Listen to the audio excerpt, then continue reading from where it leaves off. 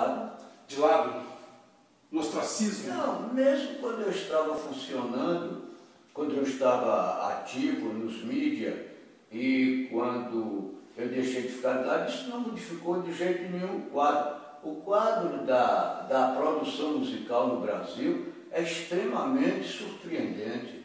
É uma coisa que no mundo todo, só nos países muito desenvolvidos, tem lances, tem halos de capacidade criativa semelhante aqui. O mundo todo considera o Brasil, quase hoje em dia, como o pai da música, né? Isso pode parecer patriótico, mas não, eu não sou patriota. Eu estou dando informação bem modesta, bem conferida e tal. Bom, você é um cara que valoriza muito a palavra. É verdade. Como é que é o lance da palavra na tua música? Como é que funciona isso? Bom, veja bem, eu costumo dizer que sou um péssimo músico, um péssimo compositor e um péssimo instrumentista. Então, uma das coisas que mais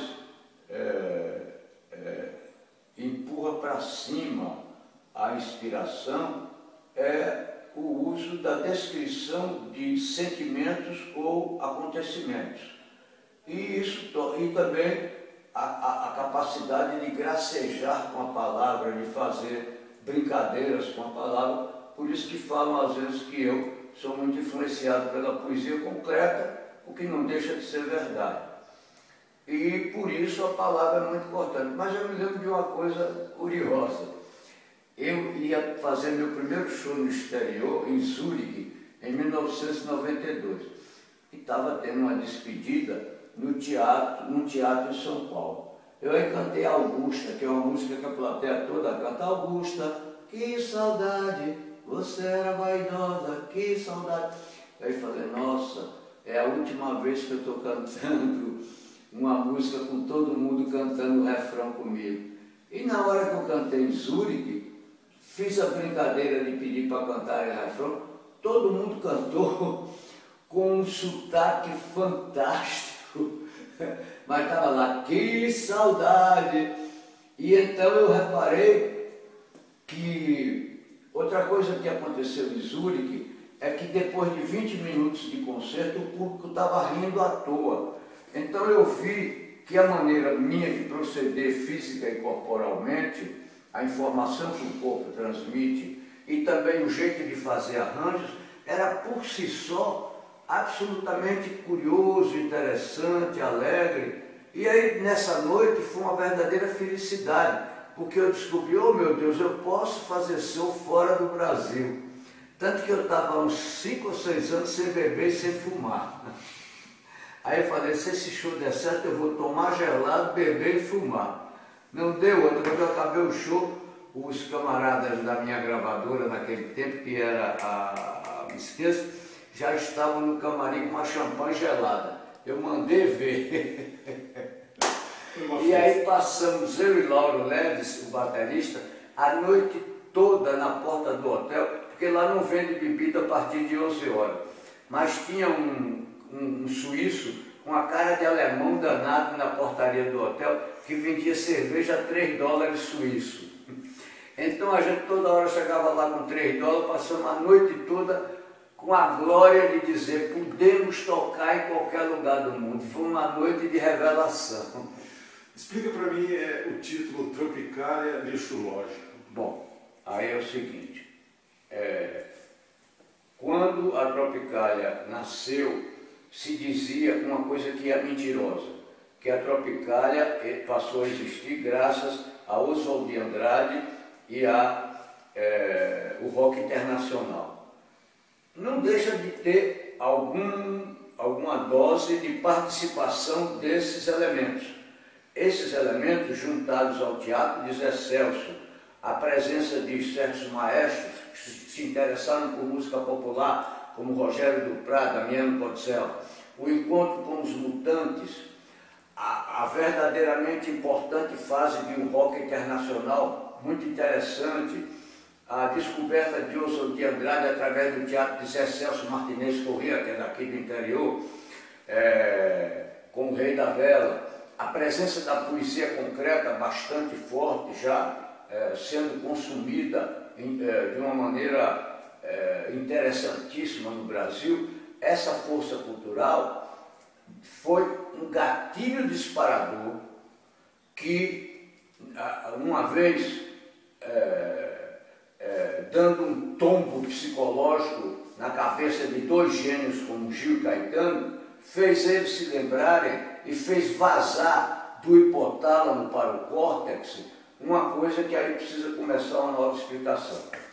Nós, eu, Gil, Caetano, Glauber Rocha, Torquato Neto, todo o pessoal ligado ao Tropicalino foi criado a 15 quilômetros, nasceu a 15 quilômetros um do outro, onde vigorava uma cultura que é chamada cultura moçárabe, que é resultado dos 8 séculos de ocupação da Península Ibérica pelo povo árabe, que no momento daquela invasão estava inventando o zero. Imagina se a gente vai pensar que o zero foi inventado outro dia no século VII.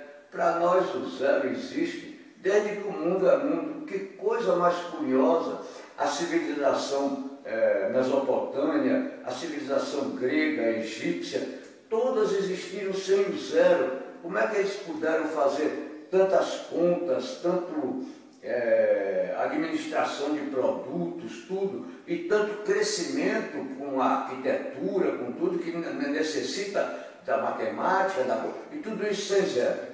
Pois bem, quando os árabes invadiram nossos avós, eles estavam inventando o zero, estavam inventando a pólvora, já era um povo que praticava uma arquitetura maravilhosa, que é hoje o primeiro atrativo turístico de Barcelona, Madrid, Lisboa e tantas outras cidades. Então era um povo muito culto. E veja bem que nesse momento o Império Romano tinha caído e toda a Europa era civilizada pelos bárbaros cristãos, godos, visigodos, normandos, bretões. Quer dizer, a Europa estava analfabeta, enquanto a Península Ibérica estava educada pelo povo mais culto do mundo.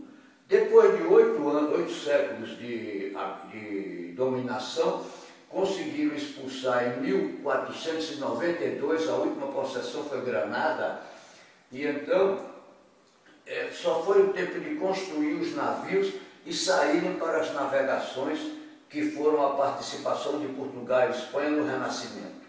E o Brasil foi um dos objetos dessa navegação, uma das dos descobrimentos. A